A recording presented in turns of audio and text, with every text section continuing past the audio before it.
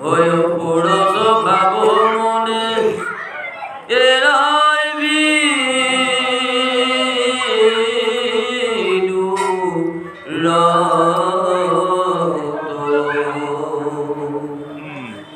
ও দেখি উপবাহু দেব সমস্তে ভূত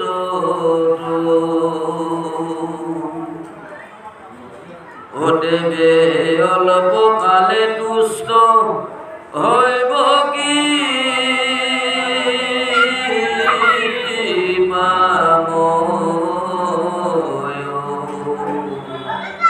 হরি তুষ্ট হইলে কিছু অশুভ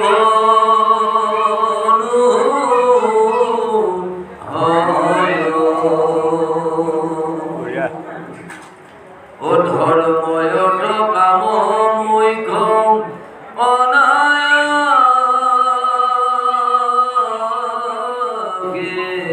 পাই ও তথাপি ভক্তর তাতো অভিলাভ নাই। এতিয়া এয়া এই ভাগিটোত আমাক ক'লে ধৰ্ম অৰ্থ কাম মুখ্য অতি সহজতে তাৰমানে এক নম্বৰতে মহাপুৰুষ শংকৰদেৱে ভাগৱতৰ তাৎপৰ্য লিখিছে যে ধন্য ধন্য চলিয়ে কালৰ ধন্য নৰ কোনো ভাৱ ধন্য ধন্য ভাৰতবৰ্ষ ভাৰতখনো ধন্য ধন্য মনুষ্যৰ জন্মটো ধন্য ধন্য কলিকালটো ধন্য ধন্য কলিকালটো কিয় ধন্য ধন্য দুৱাৰৰ শেষত কলি আদ্যত নৰিক্ষা অৰণ্য ৬০,০০০ মুনি ৩৩ কোটি দেৱতা ব্ৰহ্মা দেৱৰ্ষি নাৰদৰ পৰা আদিলৈ সকলোৱে আলোচনা কৰিছে যে সত্য গ'ল তেতা গ'ল দুৱাৰ কালিকৈ যাব। এই কলিৰ যুগত মনুষ্যসকলে কেনেধৰণে গতি পাব বা কেনেধৰণে তেওঁলোকে ভক্তি কৰিব পাৰিব এই কথাখিনি আলোচনা কৰে। নৰিক্ষা সকলে আলোচনা শেষ কৰি শেষত ক'লে কলিত নৰসকল ৪০ কেজি ওজন হ'ব মানুহটো ৮০ কেজি ওজনৰ সম হ'ব হয়নে? গতিকে ইহঁতক এটা কাম কৰা যায় নাম লৈ গতি কৰা যায়। এই তেতিয়া কৈছে সত্য যুগে পৰে ধ্যানত তাত জৰুৰী পাঠ দুৱাৰ পৰে ভক্তি পূৰা কলিত নামে খায় ৪ বেদ ১৪ শাস্ত্ৰ মুখৰ পুৰাণে কলিত যুগে নামে খায় পঢ়ে গ'লে সকলোৱে হাত তালি দিলে কিন্তু গতিকে আজি মহাপুৰুষ শংকৰদেৱে লিখিছে ধন্য ধন্য কলিকাল ধন্য হয়।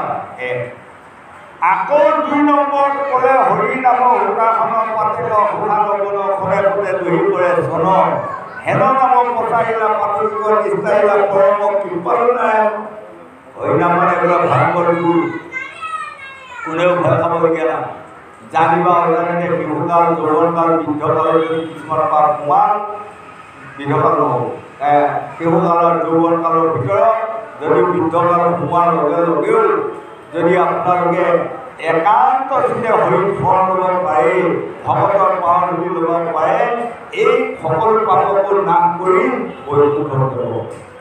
তাৰ এটা উদাহৰণ আমাক ভাগৱতে দিয়ে অজামিল আখ্যানটো ন তেওঁৰ পুত্ৰ 10টা আছিল 10টা সৰু পুত্ৰটোৰ নাম নাই কালপুৰা সপুৰা বেংকামা 3টা জমনতে যেতিয়া পাক জৰিয়ে বান্ধি লোহাৰ ডাঙে পোক ধৰিলে আপোনাৰ ৰক্ষা কৰি দিয়াৰ লগে লগে বৈকুণ্ঠত স্বয়ং বিষ্ণুৱে দুখসকলক কৈছে এয়া 108টা মূৰ্খ নামৰ ভিতৰত স্বয়ং নাৰায়ণটোৰ মূৰে নাম গতিকে যোৱা তোমালোকে ৰক্ষা কৰা লগে লগে বিষ্ণুটোত 4জন গুচি গৈ যায় কালপুৰা সপুৰা বেংকামা 3টা জমনতে কৈছে এয়া মূৰ্খ জমদূত তেওঁ ভিতৰ সময়ত নাৰায়ণ বুলি চিঞৰি দিলে তথাপিও তোমালোকে বান্ধিলৈ তাক ইমান জানকলা দি আছা মূৰ্খ এতিয়া তোমালোক জমদূত তেতিয়া জমদূত কিনাই কৈছে লক্ষ লক্ষ কোটি কোটি পাপ কৰিলে আৰু এতিয়া স্বয়ং নাৰায়ণৰ নাম লোৱা নাই নহয় আসল নামটো লোৱা নাই নকলটো লৈছে পুতেকৰ নাম লৈছে হয় পুনৰবাৰ মানে কৈছে আৰু উপাদান ৰক্ষা কৰে গতিকে ইয়াক শাস্তি দিবাই নৰকত দিবই লাগিব তেতিয়া বিষ্ণুৱে কৈছে কোনোবাই ভুলতে লওক কোনোবাই শুদ্ধতে লওক কোনোবাই পাহৰাতে লওক কোনোবাই সোমোৱাতে লওক কোনোবাই আঁতৰাই লওক প্ৰশ্ন নাই তাৰ মুখত নাই আহিছিলে নাই এতিয়া আমাক ভাগৱতে সিদ্ধান্ত দিছে গতিকে সেই লোকসকল আমি এই পাপটো নাশ কৰাৰ কাৰণে কিয় ভয় খাবলগীয়া হৈছে শিশুকালৰ যৌৱনকাল দুটা কালত আমি জানি অজানিতে যাওঁতে ক'ৰবাত পাপ সোমাই গ'ল জানি পৰা পাপতকৈ অজানিতেহে আমাৰ পাপ বেছি হয় নহয় যেনেকৈ এটা মন কৰিব গৈছোঁ অজানিতে আজি ৰাস্তাৰ গছ এডাল বৰ ধুনীয়া গছ আছে এটা লৈ উঠি গছডালৰ ডাল কাটি আছে তাৰ পাপো লাগি আছে পূৰ্ণ নাশ হৈ আছে আয়ু কমি আছে আকৌ কোনোবা এটা ল'ৰাই কিন্তু বাটৰ কিনাৰত এডাল ধুনীয়া গছ পুলি ৰুই আছে তাৰ কিন্তু আয়ু বাঢ়ি আছে পূৰ্ণ সঞ্চয় হৈ আছে হয় গতিকে জানি অজানিতে কিছুমান পাপ হৈ যায় জানি অজানিতে কিছুমান পুণ্য হৈ যায় আজি এইসকল ভকতক কোনোবাই ঘোষণা কৰিলে এই ভকতসকলক ভাগৱতত কোনোবাই দুপইচা দান কৰিলে যে পুণ্য কিছুমান হয় ভকতক যে আৰু পইচা ধৰিলে পুণ্য হয় এই কথাটো সেইদৰে নাজানিবও পাৰে কিন্তু নাজানিলেও পুণ্য হয় গতিকে আজি আমাক কৈছে সেই লোকসকল এই কথাখিনি মহান ভাগৱতৰ ধৰ্মৰ কথা সত্য যুগত প্ৰহ্লাদে কোৱা কথা আৰু কলি যুগত আহি শুকদেৱে গংগা পাৰত পৰীক্ষিত দিয়া কথা আৰু পৰীক্ষিতে 7 দিনৰ ভিতৰত দেশ সকলোৱে গম পালে বা প্ৰমাণ পালে তেওঁ বৈকুণ্ঠ গুচি গ'ল গতিকে আমিও প্ৰত্যেকে একোটি একোটি পৰীক্ষিত ৰজা এই পৰীক্ষিত ৰজাও মানুহ আমিও মানুহ এই ভাগৱত শুনি যদি পৰীক্ষিতে গতি পায় আমি নোপোৱাৰ কোনো অৰ্থ নাই কিন্তু পৰীক্ষিতে শুনাৰ নিচিনা বুজিব লাগিব পৰীক্ষিতে পঢ়াৰ নিচিনা আমি মানিব লাগিব পৰীক্ষিতে চৰম ফুৰৰ ৰীতি নীতি যি বজাই ৰাখিলে আমিও তাক বজাই ৰাখিব গতিকে এই মহান ভাগৱতৰ কথাখিনিয়ে ধৰ্ম অৰ্থ কামৰ মুখ্য যিসকলে হৃদয়ত সত্য সত্য সমাজে 4টা ধৰ্ম সতি জীয়াই ৰাখি আছে এই কলিঘৰ যে হয়নে যিটো মহামেত্ৰ জাতি সিও মুখে মাত্ৰ হৰিনাম লয় কলিৰ ভয়ত গৈ নামতৰ শৰণলৈ ৰহিলা সমস্তে ধৰ্ম কলি ভয়ত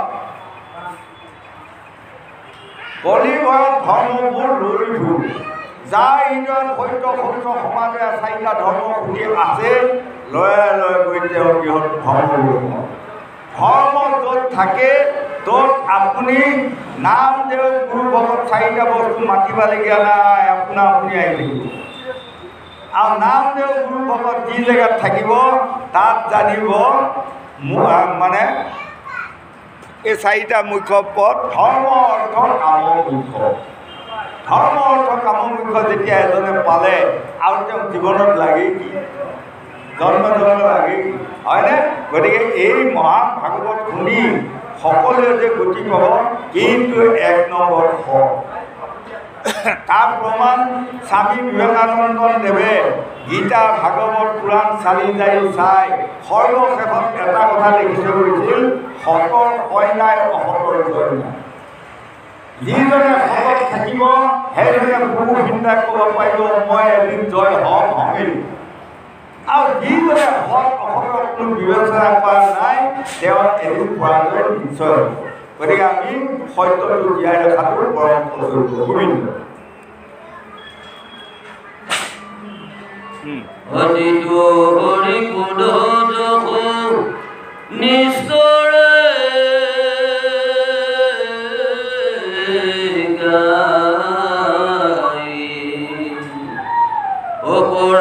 অপৰময়ানন্দ ৰস অলভয় দাই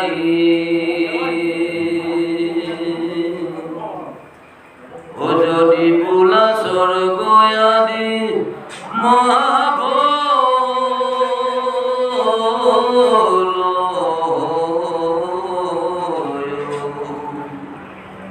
বেদ বাই কবুলিয়াকো কি হব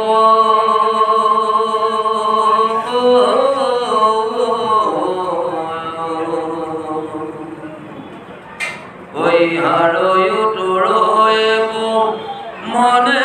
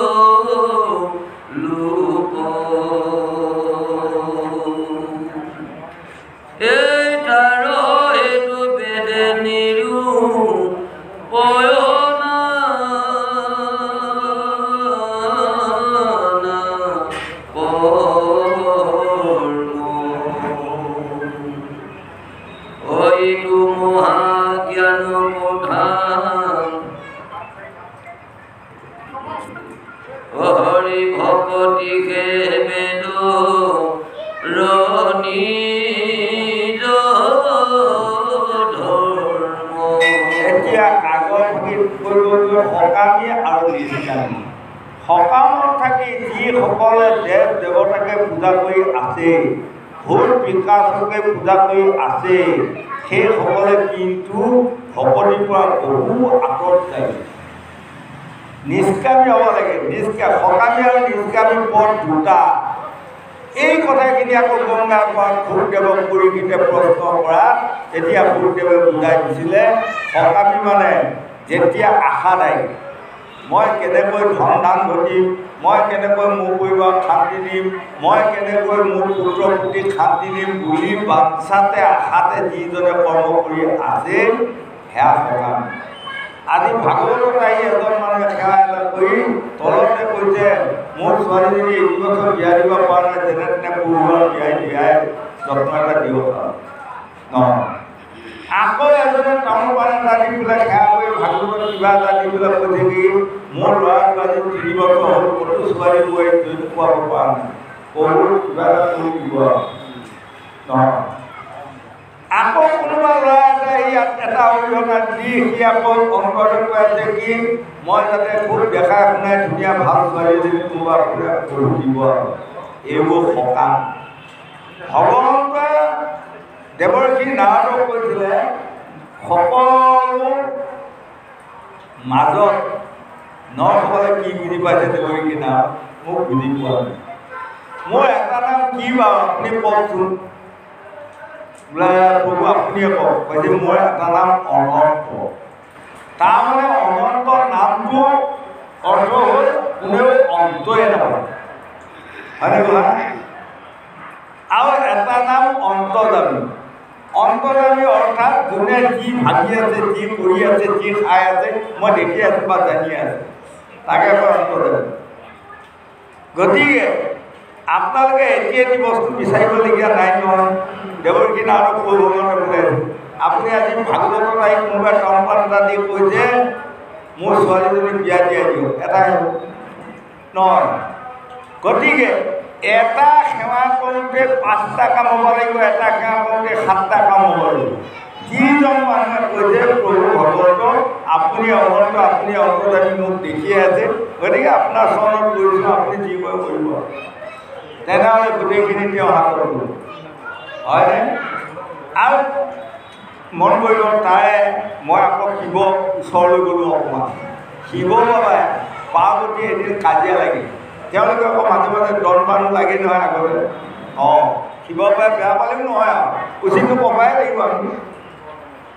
লাগাৰ লগে লগে শিৱই কৈছে, মোৰ ভকত যি যেনেধৰণৰ ভকতি নহয়, তুমি মৰিব লাগিব। তুমি কেৱল তুমি নিজৰটোকে বুজি পোৱা, শিৱৰ ভকতক তুমি চিনি পাবা বহুত বাকী আছে। তেতিয়া পাৰ্বতীয়ে অকল বাদ দিয়াহে শিৱৰ ভকত, মোৰ দুৰ্গাৰ ভকত, যি ভকত আছে নহয়, তুমি দেখিলে অবাক লাগিব। শিৱক কৈছোঁ অবাক লাগিব, ব'লাচোন যাওঁ, কাৰ ভকত কেনেকুৱা আহিব নোৱাৰি, দুইটা মই তলোঁ। আহি তেতিয়া শিৱই কৈছে, এয়া পাৰ্বতী, আমি যদি শিৱ পাৰ্বতী হৈ ওলাই যাওঁ এই হাহাকাৰ হ'ব, চকু নোহোৱাই চকু বিচাৰিব, লেঙেৰা পেঙেৰাবিলাকে হাত ভৰি বিচাৰিব, দুখীয়াবিলাকে ধন বিচাৰিব, আমাৰ হাহাকাৰ চলি যাব।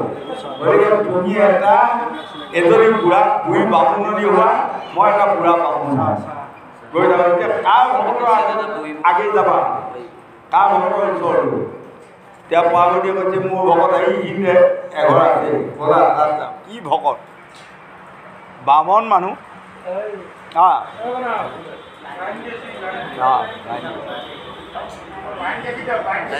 লাইন গৈছে। তাৰপাছত নহয়, ৰাইজক দিয়ক চাহ, আমাক নালাগে, ৰাইজক দিয়ক, খাওক। অঁ ৰাইজক দিয়ক। হ'ব হ'ব, এইখিনি চেক কৰিব লাগিব। এতিয়া তাৰপাছত আপোনাৰ গ'ল নহয় বামন। হা?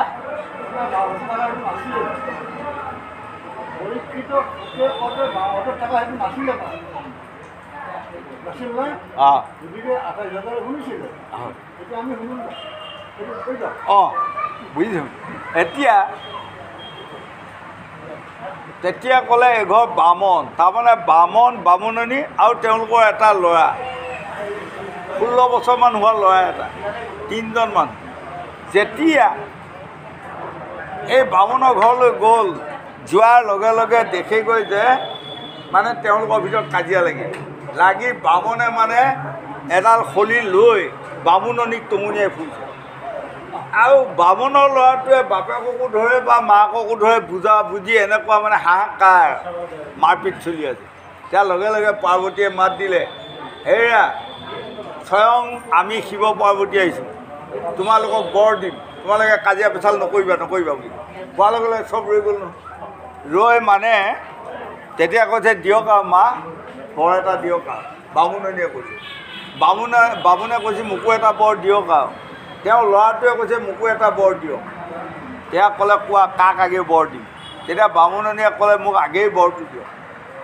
কোৱা তোমাক কি বৰ লাগে? পাৰ্বতীয়ে কৈছে। তেতিয়া বামুণনীয়ে ক'লে মই যাতে এই নিমিষপৰৰ ভিতৰতে 19 বছৰীয়া দেখাই শুনাই একেবাৰে ৰূপৱতী গাভৰু এজনী হৈ যাব পাৰোঁ, এইটো বৰ দিয়ক। তেতিয়া লগে লগে পাৰ্বতীয়ে ক'লে তথাস্তু বুলি কোৱাৰ লগে লগে নিমিষপৰৰ ভিতৰত পাৰ্বতীৰ বাক্য এই 19 বছৰীয়া একদম ধুনীয়া গাভৰু ছোৱালী হৈ গ'ল। তেতিয়া বামুণে দেখিছে বাহ বৰৰ মহিমা দেখিছেনে? এই কথাটো চিন্তা কৰি থকাৰ লগে লগে শক্তসিংহ ৰজা মৃগ মাৰিবৰ কাৰণে ঘোঁৰাত উঠি গৈ আছে। যাই দেখে এই বামন, এই বুঢ়া বুঢ়ী মানুহ গোটেইখিনি, এনেকুৱা বোৱাৰী বা ছোৱালী এজনী নিচিনা মই ক'তো ৰূপৱতী দেখা নাই। লাহেকৈ ঘোঁৰাৰ পৰা নামি ক'লে তুমি কাৰ ঘৰ জীয়াৰী, কাৰ ঘৰ কন্যা কওকচোন। মই তোমাৰ নিচিনা ৰূপৱতী কন্যা মানে মই স্বৰ্গ মৰ্ত্য পাতালত দেখা নাই। কিনোৱে অপৰূপ কন্যা বৰ্ণনত যায়, স্বৰ্গ মৰ্ত্য পাতালতো হেন কন্যা নাই, ইমান ধুনীয়া তুমি ৰূপৱতী। তেতিয়া লাহেকৈ বামুণনীয়ে ক'লে কি এই বামনৰে পত্নী মই। তেতিয়া লগে লগে শক্তসিংহ ৰজাৰ খং উঠিল, এই বুঢ়া বামনৰ পত্নী তোমাকতো নোখোৱাই নাচাজে, তোমাক মই লৈ যায় ৰাণী পাতিম, মোৰ ৰজা, মই ৰজা তুমি ৰাণী। এই বুলি বাওঁ হাতে ধৰি ঘোঁৰাত তুলি লোৱাৰ লগে লগে তেতিয়া বামুণে কৈছে মানে পাৰ্বতী কৈছে মাতৃ মোকো এটা বৰ দিয়ক, মোৰ পত্নীগৰাকী লৈ যাব এতিয়া ৰজাই মোক বৰ এটা দিয়ক। তেতিয়া পাৰ্বতীয়ে কৈছে কি বৰ লাগে কোৱা? কৈছে যাতে এই মুখখন অতি সোনকালে গাহৰি হওক। বোলে তথাস্তু বুলি কোৱাৰ লগে লগে এইখিনি গাহৰি হৈ গ'ল। তেতিয়া শক্তসিংহ ৰজাই দেখিছে সৰ্বনাশ, হয়নে? মই ধুনীয়া ছোৱালী দেখিহে বিয়া কৰিম বুলি লৈছোঁ, কিন্তু এই গাহৰিজনী এই নামা বুলি মানে গাহৰিজনী নমাই দিলে। তেতিয়াতো গাহৰি হ'ল। তেতিয়া এই বামুণৰ ল'ৰাটোৱে কৈছে হে মা মোকো এটা বৰ দিয়ক। কোৱা কি বৰ লাগে? কৈছে মোৰ মাতৃ যাতে আকৌ আগৰ বুঢ়ী বামুণী হওক। তথা এটা বৰ তিনিটা পালে নহয়, কামত লাগিলে নে কাৰোবাৰ এটামান, এটাও নালাগিল। এনেই গ'ল হয়নে? তেতিয়া শিৱই কৈছে পাৰ্বতীক, এৰা তুমি 3টা বৰ 3টাক দিলা, এটা বৰ এটা কামত লগাব নাজানি, এয়াই নেকি তোমাৰ ভক্ত? ব'লা মোৰ ভক্ত ওচৰলৈ যাওঁ। এইবুলি লৈ গ'ল এডাল গছৰ তলত, মানে এজনে কৈ আছে ওম নমঃ শিৱায়, ওম নমঃ শিৱায়, ওম নমঃ শিৱায়, ওম নমঃ শিৱায়। এৰা উঠা, চকু মেলা, স্বয়ং আমি শিৱ পাৰ্বতী আহিছোঁ, তোমাক এটা বৰ দিম। তেতিয়া চকু মেলি চাই ল'ৰাটোৱে কৈছে বৰ কেইটা দিব? নাই। তেতিয়া নাই সেইটো চাওক। নাই। তাৰ পাছত মানে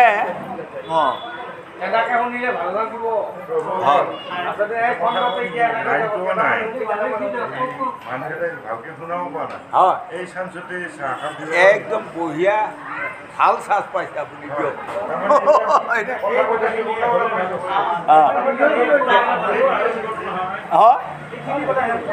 তাৰ পাছত আপোনাৰ এতিয়া এই ল'ৰাটোৱে ক'লে কেইটা বৰ দিব? তেতিয়া শিৱই কৈছে তুমি মানুহ এটা, বৰ দিম এটা। তেতিয়া ল'ৰাটোৱে কৈছে হে প্ৰভু, হতভাগী আপোনাক মই পাইছোঁ, বৰ এটা দিব, তেনেহ'লে মোক বৰটো কালি দিব, মই কালিহে ল'ম আহি। কাৰণটো কৈছে মোৰ আই বোপাই আছে বা পিতৃ মাতৃ আছে, মই পিতৃ মাতৃক সুধিহে তোমাৰ ওচৰত বৰটো ল'ম। 5 দিনা গ'ল, তেওঁৰ মাক আকৌ অন্ধ, আৰু তেওঁ বিয়া কৰা 14 বছৰ হ'ল, ল'ৰা ছোৱালী হোৱা নাই। তেতিয়া আৰু বৰ দুখীয়া মানুহ আৰু তেওঁ যায়, যেতিয়া বাপেকক ক'লেগৈ, কোৱাৰ লগে লগে বাপেকে ক'লে কি বৰ ল'লা? তুমি আজি শিৱক লাগ পাইছিলা, ঐশ্বৰ্য বিভূতি বৰ এটা লৈ নাহিলা কিয়? গতিকে কালিলৈ তুমি যাই বৰটো ল'বা, ঐশ্বৰ্য বিভূতি বৰ। মোক ধন ধান লাগে, টকা পইচা লাগে, একো নাই মোৰ। আৰু যদি ধন আনিবা লাগিবই কালি বৰটো লৈ। গ'ল মাকক ক'লেগৈ, মাকে কৈছে মইতো জীৱনত অন্ধ, মানে তোমাৰ পত্নীটো আনাৰ পৰা মই দেখাই নাই, বোৱাৰীজনী কেনেধৰণৰ মই যদি চাব পোৱা হয়, নহয়নে? গতিকে কালি তুমি যাবা, মোৰ চকু দুটা আগেই দেখা কৰা, বৰটো ল'বা। তাৰপাছত গৈ ঘৈণীয়েকক ক'লেগৈ, ঘৈণীয়েকে কৈছে কাৰো কথা, আই বোপাৰ কথা নামানিবা, মোক 14 বছৰ হ'ল বিয়া কৰোৱা, কালি যাবা, ভাল ল'ৰা এটা জন্ম হোৱা বৰ ল'বা। কথা লাগিল নহয়, বাপেকক লাগে ধন ধান, মাকক লাগে চকু, ঘৈণীয়েকক লাগে ল'ৰা, বৰ পাব এটা, হয়নে? গোটেই ৰাতি বাগৰ সলাই আছে, মানে টোপনি অহা নাই, কাৰণ মাকক যদি বৰটো নানে, মাক তাৰ প্ৰতি অসন্দেত আহিলেই নহয়। ঘৈণীয়েকক যদি ঘৈণীয়েকৰ বৰটো নানে, ঘৈণীয়েকোতো যদি তাৰ ওপৰত কোধোৱা আহিল, আৰু পিতৃওতো বেয়া পাব, এতিয়া তেওঁৰ বৰটো নানিলে কি হ'ব? ৰাতিপুৱা শুই উঠি গা পা ধুই উঠি কৈছে ওম নমঃ শিৱায়, ওম নমঃ শিৱায়, ওম বন্দে শিৱং তিৰ্ণনং পঞ্চাননং জটাধৰম চন্দ্ৰমৌলিং গংগাধৰম অক্ষয় মালা বিভূষিতম ব্যাঘ্ৰ চম্ম পৰিধানং সদা যুগ ধ্যানৰতম বিশ্বকেতু ফুলপাণি প্ৰণামী সদা শিৱম মহেশ্বৰং মহাদেৱং মহাপৱ বিমুদ্ৰকমং সৃষ্টি স্থিতি নাশকৰং ভৱ ভূতান্তৰস্থিতম মহাকালং মহাগুৰং মূৰ্তিষু মৃত্যুঞ্জয়ং মহানন্দ মাসুতং বন্দে ভূতা বিশেষৰং ওম নমস্তে বিশ্বৰূপায় নমস্তে গৌৰীনাথৰ ত্ৰিশূল অজস্থায় কেদায় নমো নমঃ ওম নমস্তে নীলকণ্ঠায় নমস্তে দুঃসাহাৰিণে নমস্তে বিশ্বনাথৰ ৰুদ্ৰায় উগ্ৰায় নমঃ ওম নমস্তে ভোলানাথৰ ভূতনাথৰ নমো নমঃ জগতপত্ৰই নমো নমস্তে বংকায় হৰায় ভৱায় নমো শংকৰায় নমো নমঃ ওম নমস্তে সৰ্বৰূপিণী ভীমায় সৰ্বায় নমঃ ওম শিৱায় শান্তায় পৰমাত্মনে প্ৰভৱে সিংহাসমণ্ডল পানয় পিনাক পানয় নমঃ ভূতং দৈত্যং গণপতি ভাৰ্যা মহামায়া দৈত্য কাৰ্তিক নন্দনং দৈত্য তং নমামি লোকেশ মায়া মোহ যদি মগ্ন মহাপ্ৰভখিলো হম তাহিমাংতি নেত্ৰধাৰী সৰ্বভাৱে ভূতা মুখয়। আপুনি কি মুখত আনাই সেইটোৱে কওক, হয়নে? এই বুলি গৈ কোৱাৰ লগে লগে শিৱ পাৰ্বতী আহি পাল নহয়, ইয়াত তোমাক কি দিব লাগে কোৱা।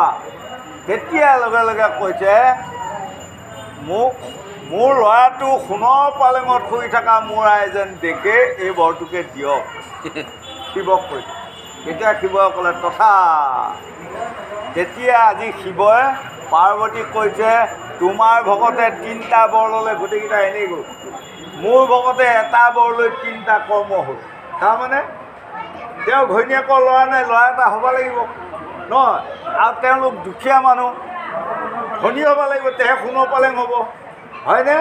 আৰু মোৰ ৰাইজে নিজে দেখি তেনেহ'লে তেওঁ দেখা হ'ব লাগিব নে নালাগিব? গতিকে মোৰ ল'ৰাটো সোণৰ পালেঙত শুই থকা মোৰ আয়ে যেন নিজে দেখি তিনিটা কাম হ'ল।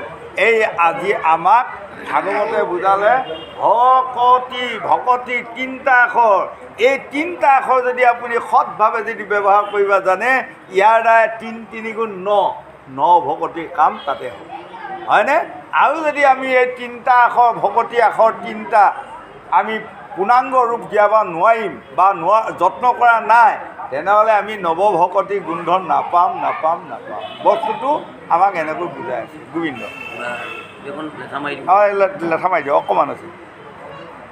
এইটো মহাজ্ঞান কথা বেদ নাৰায়ণ নাৰদৰ আগে পূৰ্বে কৈলানীৰো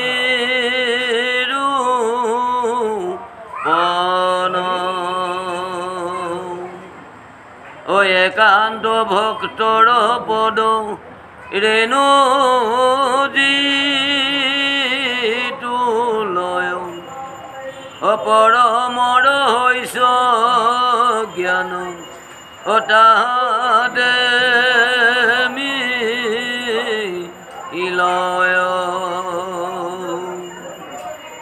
নাৰদে কি পায়ে মোক কেহি জ্ঞান দিলা হেন শুনি দৈত শিশু গণে চিলা। চাহ দিব পাৰে। এতিয়া আজি দৈত্য শিশুসকলে কৈছে এইখন যে আপুনি কৈ গৈ আছে, প্ৰহ্লাদক কৈছে এইখিনি কি বুলি কয়? তেতিয়া প্ৰহ্লাদে কৈছে এইখিনিয়ে হ'ল মহান ভাগৱতৰ ধৰ্ম, এই হ'ল মহান ভকতি, এই হ'ল নৰসকলে বা মনুষ্যসকলে আত্মাক গতি দিব পৰা পথ এইটোৱে। তেতিয়া প্ৰহ্লাদক আকৌ দৈত্য শিশুসকলে কৈছে তুমি এইকণ বয়সতে ইমানবোৰ কথা ক'ত জানিলা? হয়, তেতিয়া প্ৰহ্লাদে কৈছে সত্য যুগৰ প্ৰথমতেই পৃথিৱী সৰ্জন কৰাৰ লগে লগে স্বয়ং নাৰায়ণে 4টা শ্লোক ব্ৰহ্মাক দিছিলে। কি দিছিলে? জ্ঞান বিজ্ঞান তদং ৰহস্য। আৰু ব্ৰহ্মাৰ গৰ্ভতে অৰ্ধেক বয়স গুচি গ'ল। অৰ্ধেক বয়স যোৱাৰ পাছত এদিন ব্ৰহ্মাই এই 4টা শ্লোক দেৱৰ্ষি নাৰদক কৈছে, দেৱৰ্ষি নাৰদক দিলে। আৰু দি ব্ৰহ্মাই ক'লে আৰু 4টা শ্লোক মই যোগ দিওঁ, গুণ ক্ৰীড়া দ্ৰব্য জাতি। এই 8টা শ্লোক দেৱৰ্ষি নাৰদে লৈ গৈ ব্যাসক দিলে। ব্যাসক দি ক'লে আৰু 4টা শ্লোক মই যোগ দিওঁ, মায়া তৰণ জীৱ ঈশ্বৰ।